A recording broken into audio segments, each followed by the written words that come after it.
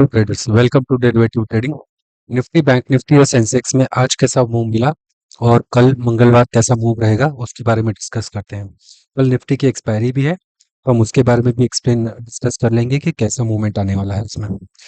Morning में सबसे पहले मार्केट जो है 23,650 के आसपास में ओपन हुआ था। यहाँ पे ये वाला है ना, ये वाला भी नहीं है, आई थिंक ये वाला है। हाँ, 5 मिनट का टाइम फ्रेम लगा के अगर हम देखें तो ये वाला मूवमेंट था। 23,730 हाई बनाया था मार्केट ने, वहाँ से मार्केट ने रेजिस्टेंस लिया था और काफ़ी देर तक मार्केट नीचे की तरफ ही ट्रायल करता रहा। पीसीआर 0.5 के आसपास में था यहाँ पे, तो मुझे लगा यहाँ से रिवर्सल आ सकता है। इस वजह से हमने पुट साइड के बाद कॉल साइड में एंट्री दी थी और सेंसेक्स में हमारा 100 पॉइंट का टारगेट भी हिट हुआ। निफ्टी में हमने ट्रेड नहीं दिया था क्योंकि निफ्टी की एक्सपायरी है कल, प्रीमियम्स उसमें होने वाले थे, मेल्ट होने वाले थे। और मैंने कल भी बताया था आप लोगों की, जैसा कि अगर मार्केट फ्लैट ओपन होता है या गैप ओपन होता है तो ऑब्वियस सी बात है प्रीमियम, कॉल साइड के प्रीमियम बढ़ेंगे नहीं। और वही हुआ। कल जो मार्केट 23,600 का जो ट्रेड था वो 230 240 रुपए पे था। मॉर्निंग में भी अगर आप देखेंगे तो वो 230 240 रुपए के आसपास ही था। देखिए, ये प्राइस का बिहेवियर आपको समझना बहुत ज़रूरी है, क्योंकि अगर आप ये देखिए 27 रुपए वाला जो प्रीमियम था, ये कितना हाई था। यहाँ पे देखिए, ये दिख रहा है आपको 246 240 पे, है ना।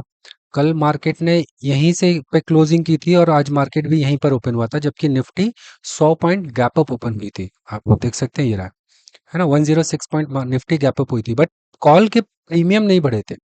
कॉल के प्रीमियम क्यों नहीं बढ़े थे? मार्केट यहीं पे ओपन हुआ था, देखिए क्लोजिंग कितने पे है, 239 पे क्लोजिंग दिख रही है, ठीक है। और ये ओपनिंग कितनी पे है, 237 पे। 100 पॉइंट मार्केट ऊपर जाने के बाद में भी ये नहीं बढ़ा। इसका रीजन है कि फ्यूचर के जो प्रीमियम थे वो एडजस्ट हो गए, ठीक है।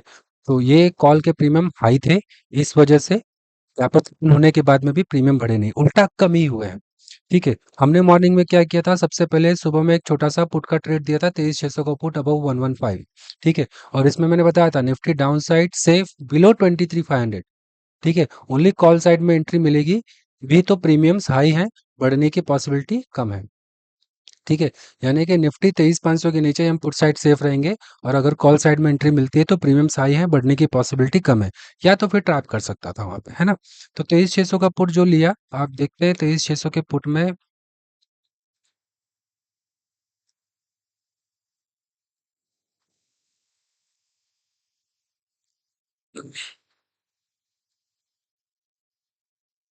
133 तक हाई बनाया था 115 से, और मैंने यहाँ पे प्रॉफिट बुक करवा दिया था। देखिए यहाँ पे मैंने साफ साफ लिखा है, keep your S L at 90, ठीक है। उसके बाद में हमने यहाँ पे लिखा है safe can book profit in put side. 10:30 बजे के आसपास में, 10:30 बजे के आसपास में मार्केट यहीं पर ट्रेड कर रहा था। ये देखिए इसने हाई बनाया था 135 का, तो ये 20 पॉइंट का हमने यहाँ पे प्रॉपर कवर कर लिया। उसके बाद हमने, उसके पहले मैंने एक और ट्रेड दिया था पुट साइड का 23,650 का 135 140 पे। अगर आप 23,650 का पुट देखेंगे, ये मैं इसलिए बता रहा हूँ ताकि आपको क्लैरिटी रहे कि हमारा जो एसएल है वो हिट नहीं हुआ है, 164 हाई बनाया था, ठीक है। 135 पे हमने लिया था, तो 30 पॉइंट का यहाँ पे निकल गया। उसके बाद हमने एक कॉल साइड में ट्रेड दिया था सेंसेक्स का 75 100 का, ये रहा। ये हमने 470 पे लिया था, 370 एसएल था, टारगेट 550 580 600 था। 570 के आसपास इसने भी हाई बनाया है, बट जिन्होंने बुक नहीं किया था उनके लिए मैंने लिख दिया था कि एसएल हिट हुआ है, ठीक है। 75 100 का कॉल 470 पे लेना था, देखिए 75 100 का कॉल 470 पे 10:30 के आसपास में है ना। और इसने हाई कितना बनाया, 500 553 का हाई बनाया था इसने, ठीक है। तो यहाँ पे भी काफ़ी अच्छा 80 90 पॉइंट का हमें मूवमेंट मिल गया, और हमने यहाँ पे भी प्रॉफिट बुक कर लिया। जिन्होंने नहीं लिया ऑब्वियस सी बात है उनका एसएल हिट हुआ है, और मैंने यहाँ पे साफ साफ लिखा था एसएल हिट। एक मैंने नेचुरल गैस का ट्रेड दिया था उसमें हमने 500 700 रुपये का प्रॉफिट बुक किया, और वो भी हम निकल गए थे, ये रहा, ठीक है। उसमें भी हमने निकाल दिया था कि भाई सेफ साइड लोग प्रॉफिट बुक कर सकते हैं, ठीक है। अब आते हैं निफ्टी के ट्रेंड पे। जैसा कि मैंने आप लोगों को बताया, ये देखिए, ये मैंने लास्ट वीक से ही मैं सबको एक्सप्लेन करता रहा हूँ कि ये एक्यूमुलेशन जोन था, ये मैनिपुलेशन था। जब मैंने ये मैनिपुलेशन हुआ था तो मैंने एक वीडियो डाली थी जहाँ पे मैंने एक्सप्लेन किया था कि ये मैनिपुलेशन है तो कहाँ तक जा सकता है, ठीक है। और आज हम वहीं पर बैठे हुए हैं 350 के आसपास में। अगर आप लोगों को ये वीडियो नहीं सब देखी होगी तो आप लोग पीछे जाके देख सकते हैं, ये वीडियो लास्ट वीक की है, जब मैंने एक्यूमुलेशन, मैनिपुलेशन और डिस्ट्रीब्यूशन का डाला था। तो थंबनेल में आपको एक्यूमुलेशन, मैनिपुलेशन और डिस्ट्रीब्यूशन का पूरा प्रोसेस मिल जाएगा कि कैसे काम करते हैं इसके ऊपर, ठीक है। चलिए अब बात करते हैं कल की। कल क्या हो सकता है, उसके पहले चार्ट देखते हैं। चार्ट में क्या किया है मार्केट ने। चार्ट में मार्केट ने 23,350 से सपोर्ट लिया है, ठीक है।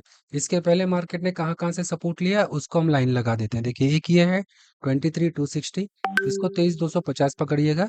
एक ये है 23,320, इसको हम 23,350 पकड़ते हैं, ठीक है। अब मार्केट ने क्या किया, 23,350 को आज टच किया है। कल मान के चलिए गैप डाउन ओपन होता है 23,250 के आसपास में, 100 पॉइंट नीचे। ऐसे केस में हम क्या करेंगे, हम यहाँ से रिवर्सल देखेंगे। क्यों रिवर्सल देखेंगे, क्योंकि पीसीआर 0.5 है, ठीक है। तो पीसीआर जब 0.5 होता है तो यहाँ से मार्केट रिवर्सल का वेट करता है, ठीक है। तो आज मार्केट ने ट्रैप किया, इसका मतलब ये नहीं कि कल भी कर सकता है, ठीक है। कल हो भी सकता है, लेकिन हमें रिवर्सल का वेट करना है। मुझसे एक गलती हुई थी। देखिए मैं आप लोगों को अपनी गलती बताता हूँ। मैंने इस लाइन पे ट्रेड ले लिया था, ठीक है। जबकि मुझे ये इस कैंडल के ऊपर ट्रेड लेना था, 23,630 के ऊपर ट्रेड लेना था। मेरी आज गलती क्या हुई कि मैंने यहीं पे ट्रेड ले लिया था, और उसके बाद क्या हुआ, यहाँ पे ऐसे लेके मैं निकल गया। ठीक है, ये मेरी सबसे बड़ी गलती हुई। मैंने ट्रेड तो यहाँ पे दिया था कॉल साइड का, बट मैंने एंट्री गलत ले ली और वेट नहीं किया रिवर्सल का। अगर इसके ऊपर निकल जाता मार्केट तो आज का हाई जो था 23,730 का, ये ब्रेक कर देता। बट यहाँ पे मेरी जो गलती थी, उससे मैंने सीख लिया कि मुझे वेट करना है। मुझे कहीं बाहर जाना भी था, इस वजह से मैं गलती हो गई। बट ठीक है। ठीक है, कल अगर मार्केट इसके और इसके बीच में कहीं भी होता है तो हम पहले प्रॉपर वेट करेंगे रिवर्सल का, अगर गैप डाउन ओपन होता है, ठीक है। अगर मार्केट 23,250 को भी ब्रेक कर देता है, ठीक है, तो फिर हमारा जो टारगेट होगा वो थोड़ा सा बड़ा होगा, 23,150 तक, ठीक है। 23,150 और उसके बाद में 22,995, मतलब 23,000 का ये टारगेट होगा। तब जब 23,250 ब्रेक हो जाता है, उसके पहले नहीं। तो हमें यहाँ पे प्रॉपर रिवर्सल का वेट करना है। और कैंडल बनने के बाद, अब जैसे ये कैंडल बनी है, ऐसी कैंडल पे हमें ट्रेड नहीं करना है, एंट्री नहीं लेनी है। एंट्री कैसी कैंडल पे लेनी है, ऐसी मोटी बॉडी वाली कैंडल पे हम एंट्री लेंगे और फिर हम रिवर्सल का वेट करेंगे। मान के चलिए कल अगर मार्केट गैप अप ओपन होता है 23,380 से 23,430, 500 के आसपास में, मतलब 100-150 पॉइंट के आसपास में कहीं भी गैप अप ओपन होता है, हमें इंतजार करना है 23,630 के ब्रेक होने का।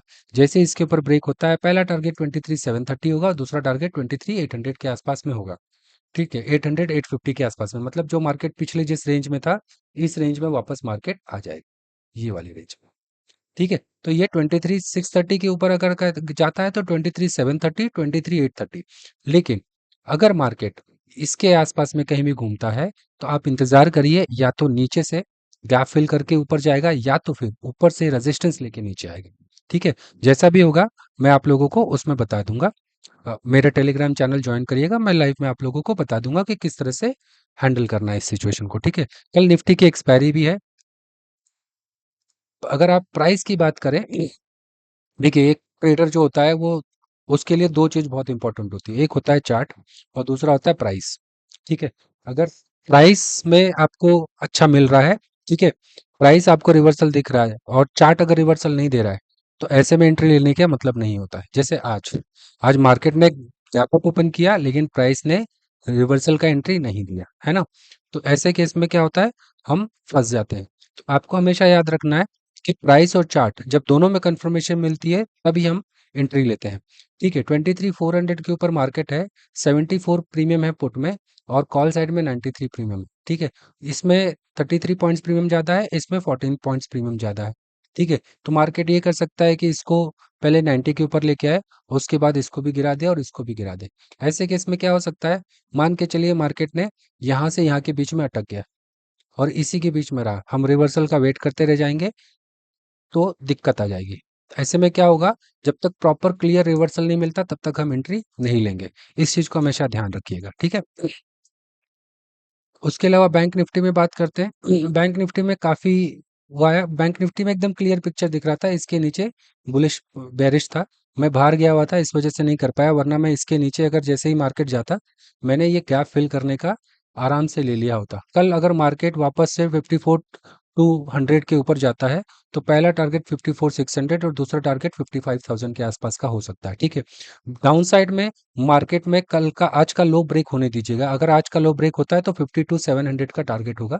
पहला टारगेट 53,200 का होगा, दूसरा टारगेट 52,800 या 700 के आसपास का होगा। ठीक है, सेंसेक्स की एक्सपायरी है नहीं तो उसके बारे में चलिए बात कर लेते हैं इसके बारे में भी।